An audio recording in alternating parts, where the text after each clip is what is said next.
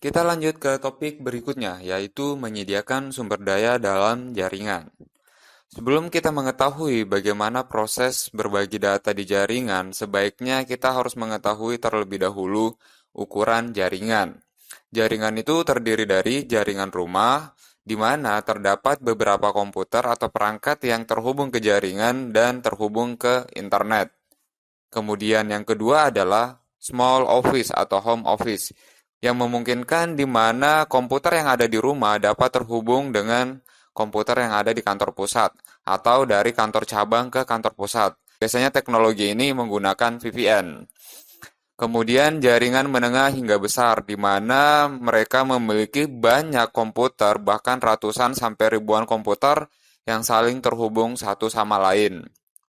Kemudian yang terakhir adalah World Wide Network yang menghubungkan semua ratusan juta komputer yang ada di dunia ini atau biasa kita sebut dengan internet. Untuk berbagi sumber daya atau berbagi data pada jaringan, ada dua konsep yang harus kita pahami. Yang pertama adalah klien dan server. Yang kedua adalah peer-to-peer. Oke, sekarang kita akan membahas tentang klien dan server. Setiap komputer yang terhubung ke jaringan itu disebut host atau perangkat akhir. Nggak cuma komputer ya, laptop, smartphone, dan tablet itu semua masuk kategori perangkat akhir. Sedangkan server adalah komputer yang menyediakan informasi untuk perangkat akhir yang tadi. Misalkan mail server, web server, atau file server, dan jenis-jenis server yang lain.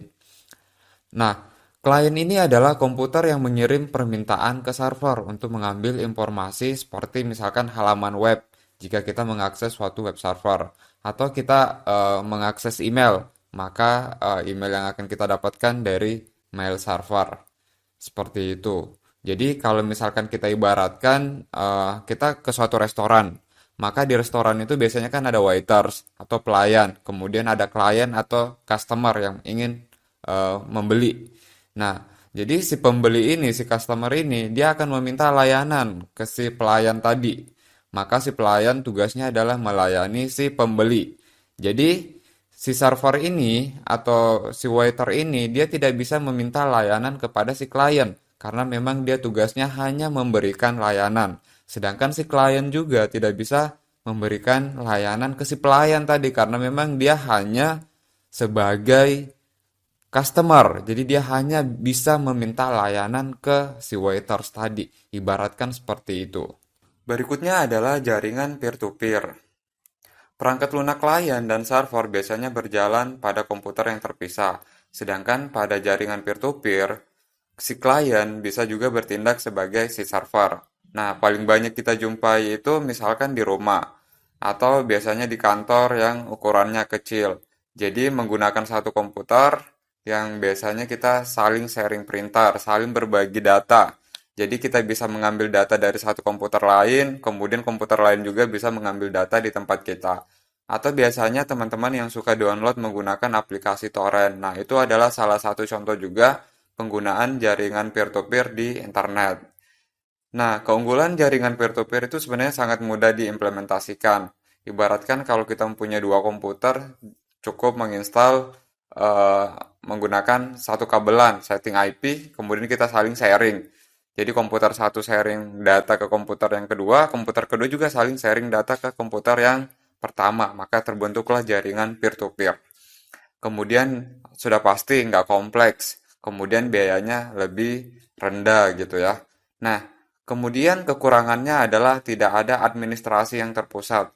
Jika misalkan teman-teman mengimplementasikan ini pada suatu perusahaan, maka setiap komputer itu memiliki admin tersendiri. Jadi, jika pemilik komputer itu tidak datang, maka orang lain tidak dapat mengakses data di komputer itu. Kalau misalkan komputernya di password. Jadi, untuk mereset passwordnya itu pun kita tidak bisa melakukan dari administrator, karena memang komputer itu individu. Berbeda kalau kita menggunakan klien server. Semua autentikasi itu biasanya terpusat di server.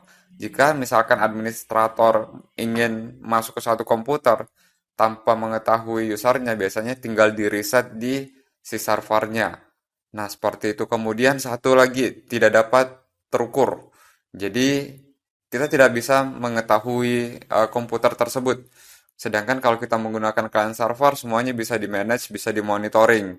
Kemudian kalau jaringan peer-to-peer memiliki kinerja yang lebih lambat dibandingkan client server.